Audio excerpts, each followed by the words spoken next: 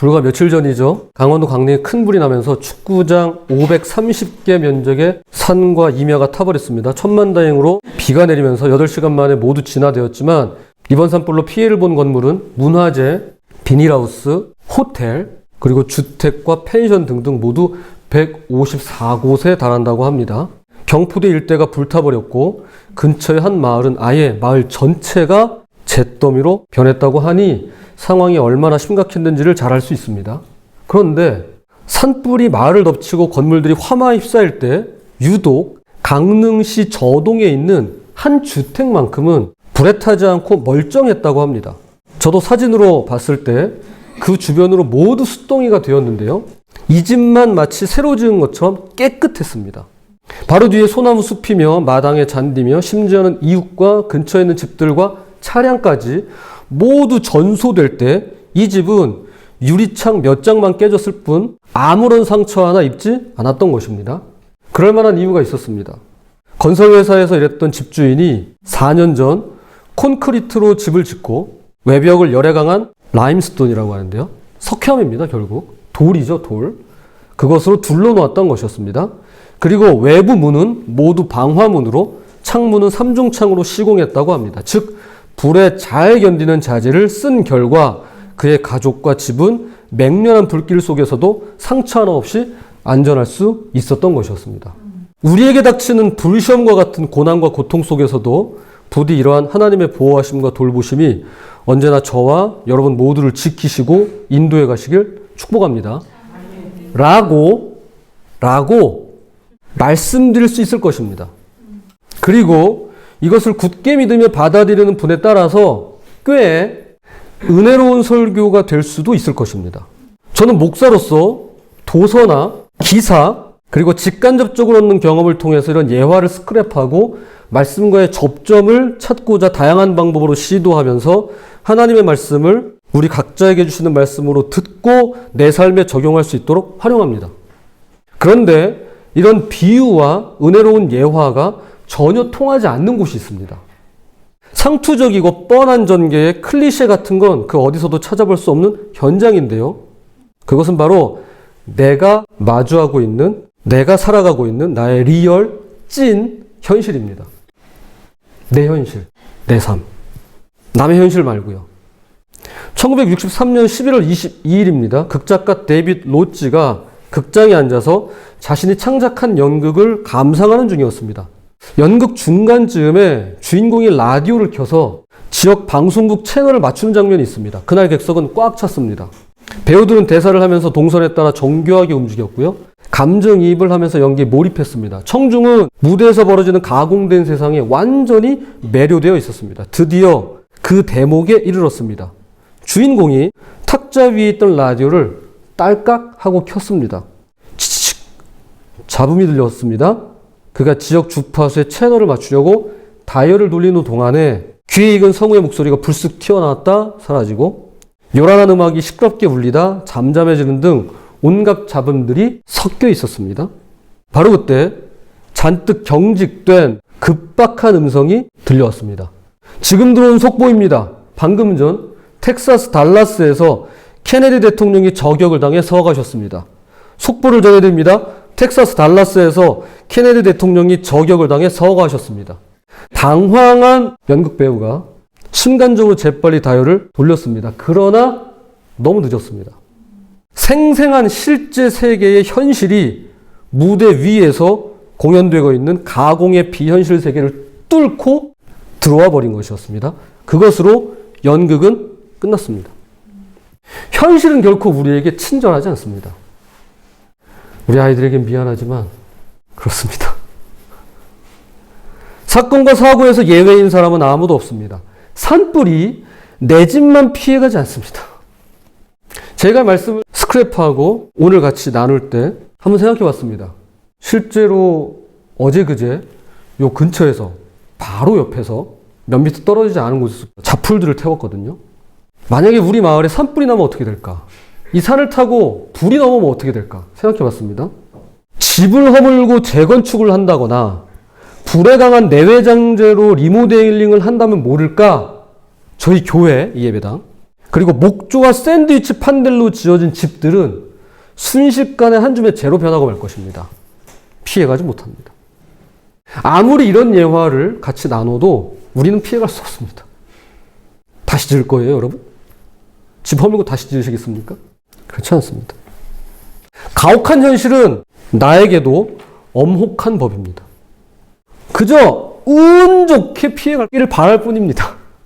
묘행이 사고당하지 않기를 바랄 뿐이지, 재수 있기를 바랄 뿐이지, 어려움이 없고 고통이 없고 아픔이 없고 슬픔이 없는 인생은 단 하나도 없습니다. 단 한 개도 없습니다.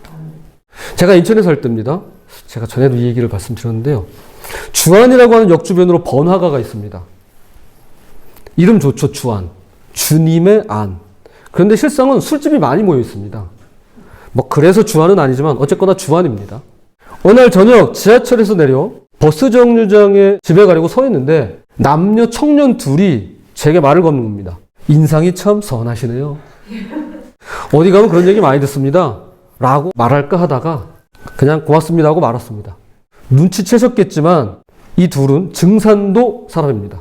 대순진리회라고 하죠. 괴산읍의 중원대가 대순진리회입니다. 사실 대순진리회에서는 길거리 포교가 금지되어 있습니다. 그러니까 대순진리회 중에서도 2단인 셈이죠. 자, 그렇게 버스를 기다리는 동안 두 사람과 원치 않는 대화를 이어가게 되었습니다. 그런데 남자 청년이 하는 얘기가 자기가 지금 여기 도로 한복판에 뛰어들어도 전혀 다치지를 않는다는 겁니다. 거기가 왕복 8차선 도로였거든요. 그러면서 하는 말이 부딪히는 순간에 어떤 보호막이 생겨서 자신은 멀쩡할 거라는 겁니다. 제가 그때 한번 보여주세요 하고 싶은 걸 꾹꾹 참아가면서 그럴 리가요 하고는 버스를 타고 그 자리를 빠져나온 일이 있었는데요. 이분들은요, 조상님들이 보호해준다고 굳게 믿습니다. 자, 우리도 이런 식으로 하나님께서 보호해주시면 참 좋을 것 같습니다. 총알이 빗발치는 전쟁터에선 그리스도인들만 피해간다던가, 아동학대가 있는 가정에서는 예수님을 믿는 자녀의 경우 머리털 하나 상처나지 않도록 특수 보호막이 생긴다던가, 그리스도인이나 그리스도인의 자동차에는 음주운전 차량 따위가 와서 절대 부딪힐 수 없다거나, 건물이 무너지고 다리가 붕괴될 때 그 순간 그리스도인들만 피해서 사고가 일어나면 참 좋을 것 같습니다. 사고가 일어나면 그리스도인들만이라도 사고를 피해갔으면 좋겠습니다. 그럼 교회 다니는 보람도 있고 예수님 더 잘 믿게 되고 없던 믿음도 생길 수 있지 않을까요? 그러나 하나님은 그런 식으로 세상을 운영하지 않으십니다. 그것이 9년 전 오늘 진도 앞바다에서 일어난 일이었습니다. 세월호가 침몰한 2014년 4월 16일은 고난주간이었습니다. 그것도 수요일이었어요. 전원구조라는 뉴스 보도에 국민들 그리고 한국 교회는 고난주간과 부활주일에 꼭 맞는 스토리를 찾은 셈이었습니다. 물론 오보임이 밝혀지고 아직 100분이라는 충분한 구조 시간이 있었기에 모두 다 살아 돌아올 것이라고 믿어 의심치 않았더랬죠. 세월호 내부에서 가만히 기다리고 있었던 304명뿐 아니라 그리스도인이라면 모두가 무사히 돌아오게 해달라며 믿음으로 기도했습니다. 그러나 아시다시피 299명은 수장되었고 5명은 현재까지도 미수습으로 남아있습니다. 저는 아직도 기억에 생생히 남아있는 장면이 배 선수 부분만 남기고 전체가 가라앉았을 때 왜 그 파란색 둥근 부분, 그 앞머리 부분만 바다 위로 불쑥 올라와 있을 때까지만 해도 모두가 다 구조될 것이라고 믿었습니다. 그러나 그런 일은 일어나지 않았습니다. 여러분 그때 그 말 처음 들으셨죠? 에어포켓. 기억나시죠? 에어포켓. 한참을 에어포켓하고 떠들어댔어도 결국 한 사람도 건져내거나 구조하거나 살려내지 못했습니다. 강원도 산불에는 타지 않고 멀쩡한 집이 있었어도 세월호가 침몰한 뒤에 선실 내부에서 살아 돌아온 사람은 단 한 사람도 없었습니다. 사실 이것은 한국 교회의 뜨거운 감자였습니다. 교회와 목회자들은 이 사고와 사건에 대해 뭐라도 해석과 해설을 내놓아야만 했습니다. 침몰이라는 고난을 당한 뒤에 구조를 통한 구원과 부활을 잔뜩 기대했건만 예상이 완전히 빗나가면서 프레임은 이렇게 바뀌었습니다. 죄의 결과와 심판이라는 구조가 대신 그 자리를 잡고 말았습니다. 사실 우리는 곤란하고 어려운 일만 생기면 죄와 심판이라는 틀로 볼 때가 많습니다. 한편으론 틀리지 않을 것입니다. 그러나 반드시 그런 것만은 아니겠죠. 세상은 너무나 복잡하고 다양합니다. 성경에는 아무 이유 없이 고난을 당하고 고통을 받아야만 했던 인물들이 등장합니다. 어떤 이는 고난과 고통에서 빠져나올 수 있었습니다. 그리고 더 큰 축복을 받았다고도 성경은 기록합니다. 하지만 어떤 이는 이름 없이 빚도 없이 죽어야만 했습니다. 성경은 이것을 한데 싸잡아서 죄와 심판으로 단정짓지도 몰아세우지도 않습니다. 똑똑한 채 하며 자기 확신에 매몰된 신앙인들만 그럴 뿐입니다. 저는 지난 2주간 기사를 읽고 영상을 찾아보고 그리고 한 집사님께서 선물로 주신 이 책을 읽으면서 좀 잘 보여드려야죠. 자, 다시금 세월호를 떠올리며 지냈습니다. 그런데 어느 순간 제 눈앞에 어떤 광경 하나가 스쳐갔습니다. 세월호가 좌연 60도로 넘어간 상태에서 100분 동안 서서히 가라앉는 동안 그 속에서 가만히 기다리고 있던 시민들과 학생들은 시간이 흐를수록 얼마나 처절한 사투를 벌여야만 했을까라는 광경이었습니다.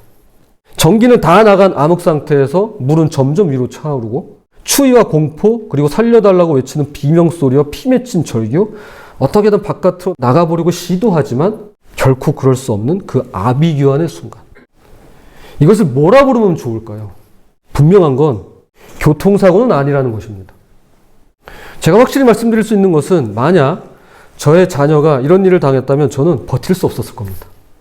거대한 슬픔과 짓누르는 죄책감을 저는 견딜 수 없었을 것입니다. 목사가 돼서 부활의 승리를 노래하고 성령 충만으로 기뻐하며 설교도 힘있게 해야지 왜 그 모양이냐고 말씀하신다면 부끄럽게도 이게 저의 수준이라고 밖에는 말씀드릴 수가 없습니다. 아직도 어리고 나약할 뿐입니다. 그러나 주님은 저도 그렇고 우리 모두가 어리고 나약한 수준에 그냥 머물러 있기만을 바라지 않으실 것입니다. 책을 읽으면서 알게 된 사실은 304명의 희생자 부모님들에게 가장 큰 상처를 준 사람들이 바로 그리스도인이라는 것입니다. 그런데 반대로 가장 많은 위로가 되고 곁에서 힘이 되어주신 분들 또한 그리스도인이라고 합니다. 그저 바라기는 가장 큰 상처를 주는 그리스도인이 아니라 큰 위로가 되고 곁에서 작은 힘이나마 될 수 있는 그리스도인으로 살고 싶을 뿐입니다. 저는 하나님께서 그렇게 일하신다고 믿습니다. 우리를 동역자로 삼으셔서 조심스럽게 그분들의 마음을 위로해 주라고, 곁에서 힘이 되어 주라고 우리를 부르셨다고 말이죠. 그리스도인이라고 특별한 보호막을 제공하는 대신에 사랑에 매는 줄로 서로 연합하여 굳건히 세워져 가라고 말씀하는 것입니다. 저는 우리가 할 수 있는 일이 먼저 기억하고 기념하는 일이라고 생각합니다. 없던 일로 치부해버리고 기억에서 지워버리면 다시금 작년 10월 29일 이태원에서 159명이 길 한복판에서 희생될 수밖에 없었던 그 황망한 참사를 되풀이할 뿐입니다. 다음 차례는 내가 될 수도 있습니다. 아니, 내 생명보다 더 소중한 자녀가 될 수도 있습니다. 그런 의미에서 세월호 유가족 중에 전도사님이 한 분 계신데요. 그분이 작년 이태원 참사 유가족분들에게 쓰신 편지를 제가 잠시 읽어드리겠습니다. 작년 12월 23일 4.16 가족과 함께하는 성탄 예배 중에 낭독한 4월의 엄마가 10월의 엄마에게 라는 편지입니다. 안녕하세요. 단원고 2학년 3반 유예인 엄마입니다. 제 딸은 쌍둥이 중 작은 아이로 노래 부르는 걸 좋아했습니다. 아이는 늘 입에 노래를 달고 살았습니다. 또 과일을 좋아해서 별명이 과일나라였어요. 저 멀리서도 용케 엄마를 알아보고 엄마 부르며 달려오던 아이였습니다. 그래서 적막한 방에 혼자 있을 때, 먹어주는 사람이 없어서 상한 과일을 잔뜩 버려야 할 때, 늘 엄마를 부르며 달려오던 아파트 입구를 지날 때 순간 시간은 멈추고 저는 우주 한가운데 서 있는 듯 길을 잃어버리곤 했습니다. 어머님도 그러시지요. 아이가 없는 세상을 받아들일 수 없는데 아이를 위해서 살아남아 무언가를 해야 한다는 것이 얼마나 당황스럽고 억울하고 분통이 터지십니까? 제가 힘들고 어려웠던 그 시간들을 버틸 수 있었던 것은 같은 마음을 안고 있던 유가족들, 그리고 함께하는 시민들 덕분이었습니다. 그분들 앞에서는 웃을 수도 있었고 마음껏 울 수도 있었습니다. 눈치 보지 않고 밥도 먹을 수 있었습니다. 다 같은 마음이었으니까요. 함께 있는 유가족들을 가까이 하시고 위로하러 오는 시민들과 함께 하시기 바랍니다. 저희도 참사 초기부터 정부가 보상금 프레임이라고 유가족들을 돈에 눈먼 사람처럼 만들었고 악성 댓글에는 자식 잃고 돈잔치하는 부모들이라는 조롱이 난무했습니다. 그래서 2014년 겨울 오랫동안 사용했던 세탁기가 망가졌지만 저는 차마 그것을 바꾸지 못했습니다. 다 악성 댓글들 때문이었죠. 그러다가 어느 날 산처럼 쌓인 빨래 더미를 끌어안고 머리를 묻은 채 펑펑 울었던 적도 있습니다. 그런 악성 댓글 따위는 쳐다보지도 말아야 했습니다. 사람도 아닌 것들의 글입니다. 눈여겨보지 마세요. 지금도 정부는 당연한 배상금을 보상금으로 포장하고 새빨간 글씨 속보를 내보내며 유가족들의 가슴을 후벼 파고 있습니다. 가해자인 국가가 피해자에게 당연히 줘야 하는 것인데 정부는 아무런 말도 하지 않고 오히려 이러한 행동을 통해 피해자를 가해자로 만들고 있습니다. 유가족을 자식 목숨 이용하는 파렴치범으로 국민의 세금을 도둑질하는 경제사범으로 만들어 놓고 자신은 가해자의 자리에서 은근슬쩍 도망갑니다. 기가 막히시지요. 한 번도 아니고 매번 참사 때마다 이 짓을 반복하고 있는 저들을 볼 때마다 참을 수 없는 분노가 치솟습니다. 자신들이 저지른 잘못을 뉘우치기는커녕 보수단체들이 혐오의 나팔을 불도록 부추기고 눈 감아주고 있습니다. 그런 지금의 모습은 그들이 인간이 아님을 보여주는 것입니다. 이제 이틀 뒤면 성탄절입니다. 예수님이 휘황찬란한 왕궁이 아닌 누추한 마국간에 태어나셨다는 것은 교회 다니지 않는 사람도 다 아는 사실입니다. 그런데 오늘날의 교회 지도자들은 거리에 나와 있는 자들의 손은 잡아주지 않으면서 피해자들 눈에 피눈물 나게 한 대통령을 찾아가 그의 손을 잡고 기도회를 하고 왔습니다. 그들은 참 종교인이 아닙니다. 정말 부끄러운 일입니다. 정말 미안합니다. 저도 자식을 잃었지만 그렇다고 감히 여러분의 마음 다 안다 하지 못하겠습니다. 그저 잊지 않고 함께 하겠다고 먼저 시작한 저희가 포기하지 않고 버티고 있겠다고 말씀드리고 싶습니다. 여러분이 하고 싶은 말, 하고 싶은 일은 정부나 정치인, 심지어 시민의 눈치 보지 말고 마음껏 하시기 바랍니다. 8년 8개월을 지나고 보니 내가 뱉어낸 말은 나의 말이 아니라 내 아이의 절규였던 것이었습니다. 아이가 마음껏 말하도록 그 이름을 걸고 계속 나아가십시오. 그러다 보면 힘들 때 아이들은 찾아와 주고 슬플 때 함께 울어주며 늘 그 길을 함께 갈 겁니다. 그런데 이 길이 생각보다 깁니다. 잘 챙겨 드시고 때로는 쉬시고 때로는 도움 받아가면서 긴 호흡으로 가시기를 바랍니다. 눈에 보이지 않지만 많은 사람이 함께하고 있습니다. 세월호 가족들도 끝까지 함께하겠습니다. 혹시라도 편지 내용이 불편하신 분이 계시다면 자녀 잃으신 어머니의 심정을 넓은 아량으로 부디 헤아려 주시기를 바라면서 이제 말씀의 결론을 맺겠습니다. 예수님께서 십자가를 지시고 로마 군인의 채찍을 맞으며 힘겹게 골고다 언덕을 향해 가는 중이었습니다. 그때 많은 백성들이, 특별히 여자들이 슬피 울면서 예수님의 뒤를 따라갔습니다. 자, 그게 바로 오늘 본문입니다. 그런데 갑자기 이 지치고 고통스러운 예수님께서 뒤를 돌아보시며 이렇게 말씀하시는 것입니다. 예수께서 돌이켜 그들을 향하여 이르시되 예루살렘의 딸들아 나를 위하여 울지 말고 너희와 너희 자녀를 위하여 울라. 지금 예수님을 따르는 여인들은 모두 그분의 아픔과 고통, 그분의 괴로움과 억울한 죽음을 슬퍼하며 애통하고 있습니다. 그런데 갑자기 뒤를 쳐다보시면서 예수님께서 말씀하시는 거예요. 지금 이 상황이 그냥 평상시가 아닙니다. 내가 편하게 뒤를 보고 그거 하지 마 이렇게 조언하는 상황이 아닙니다. 예수님은요 지금 지칠 띠도 지쳐 있습니다. 밤새도록 채찍에 맞았고요. 매질을 당하셨습니다. 일어서 계실 힘조차도 없을 겁니다. 그런데 그 무거운 십자가를 들고 질질 끌고 가며 골고다 언덕을 향해 나아가고 있는 와중입니다. 그런데 굳이 뒤를 쳐다보시면서 당신을 위해서 울지 말라니요?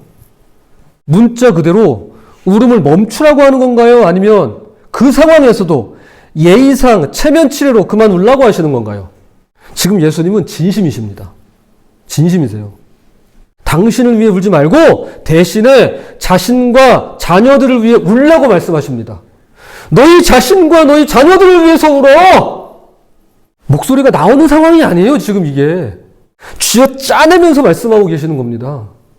이게 지금 십자가를 지고 가시는 도중에 하실 법한 말씀인가요? 굳이 이런 말씀을 할 필요가 있을까요? 그런데 이게 다가 아닙니다. 예수님께서 무슨 힘이 남아도셨는지 그 이유까지도 설명하고 계십니다. 한마디로 재앙의 날이 이 말이라는 거예요. 상상할 수도 없는 끔찍한 일을 그 자녀와 부모들이 겪게 된다는 것입니다. 그래서 오히려 자녀가 없는 편이 복되다고 말씀하십니다. 보라, 날이 이르면 사람이 말하기를 잉태하지 못하는 이와 해산하지 못한 배와 먹이지 못한 젖이 복이 있다 하리라. 자녀가 없는 편이 복되다고 말씀하시는 거예요. 아이를 안 낳는 게 오히려 낫다는 거예요. 그러면서 사람들이 이렇게 말한다는 겁니다.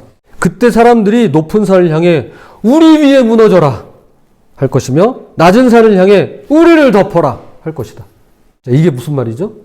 즉 내가 알고 내가 의지했던 내 세상이 무너진다는 것입니다. 아니 무너지기를 바란다는 거예요.